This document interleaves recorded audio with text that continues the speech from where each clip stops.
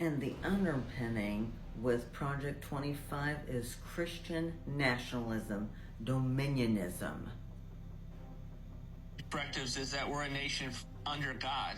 So we talk about being a nation that's for God. That's a consensus that we want to renew in this country, that we have religious liberty, but it cannot come from this notion that a country isn't understanding the reality that it has to obey God, and there is only one true God, and that is Jesus Christ our Lord. You hit upon the first priority of our organization is to regain a notion in this country, a consensus that we're not a secular country, that we are a Christian nation as founded, and that should be shared by everyone, even if they have religious liberty for another faith.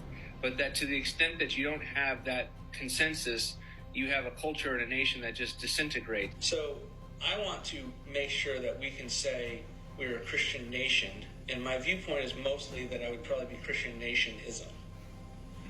That's pretty close to Christian nationalism. Can we, if we're going to have legal immigration, can we get people that actually believe in Christianity? Is that something? So that is a big part of what we do, is reestablishing that notion in our public policy, and to be able to argue on the basis of public policy those certain truths. And that truth comes from Revelation.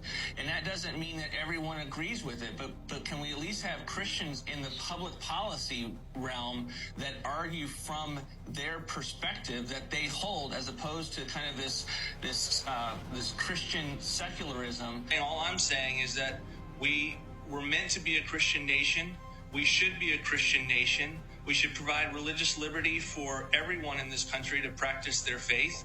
But that the Constitution, the system doesn't work. Western civilization does not work without the underpinnings of a Judeo-Christian worldview that is the bedrock for all of our laws. So it is not unnatural for Christians to be a part of the political sphere, the public square, and to say, this is what I believe, this is the bedrock for which I believe it, and to have it reflected in our laws, in just policies. We love individual rights. Individual rights flow from a creator, but individual rights have to be understood within healthy laws and just societies. And that's one of the reasons we sent the Center for Renewing up, because we looked at the last 40 years of our country, even on the conservative right, and said, you know what, we are godless.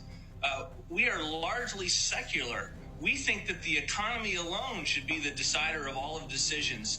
And that ultimately is not an inspiring worldview to rally the country to. That's how we have lost our country, is when the right, the people who believe in God, the belief that God is the measure of all things and not man is the measure of all things, which is really the continental divide between right and left. When you have the right unwilling to articulate what it means to be a nation under God, that is a corrective that you have to emphasize a little bit, even if it gets you called names. Go into the public sphere, go into the public square with love for your community and your nation, and do your best to have the laws reflect what we know to be true. The best critique is basically that what you're doing is it's a de facto privileging of Christianity, because which religion has the Sabbath on Sunday? Well, it's Christianity, and so you're not doing it on Saturday. You're not doing it. So you're explicitly saying this is a Christian land, and we're going to all force you to obey some sort of Christian. And so that's the best critique, and I would just say. That's exactly what it does. I would just one of those things. I'm not going to reject their objection. I'm just going to affirm it. Yes, that's what Christian nationalism is actually saying we're going to privilege the true religion, which is Christianity. And so, we are privileging a Christian, holy day in a sense. Every good Presbyterian, every Sunday is holy, and we're going to do that because we're a Christian nation. That's the idea of Christian nationalism. So I'm not going to retreat to it's good for all, and of course everyone gets the day off. Yeah, but it is an explicit recognition of the kind of of privileging of Christianity, and I think you also want to make it easy for Christians to do Christian things. I mean, that's the main rationale given by courts for Sabbath laws. It is to make it very easy for and make it clear to everyone which Sabbath we're in favor of. That's the religion we want to be perpetuated. The public ordination to God is something that has suffered badly in recent decades, but it is easily restored. And I would say it is enacted and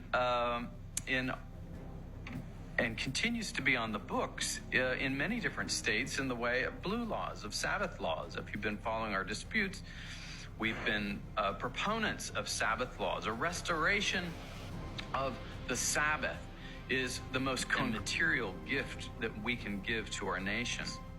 Good. A public orientation to God then reflected where? Reflected in concrete ways, in national holidays, in civic liturgies, in laws, indeed, Sabbath laws, Sunday laws that would require a cessation of what? Commerce. If you reinstate blue laws, then you would have to outlaw sports teams on Saturday in order to accommodate Jews for the Sabbath, or Muslims, Seventh-day Adventists. So how do you kind of thread that needle?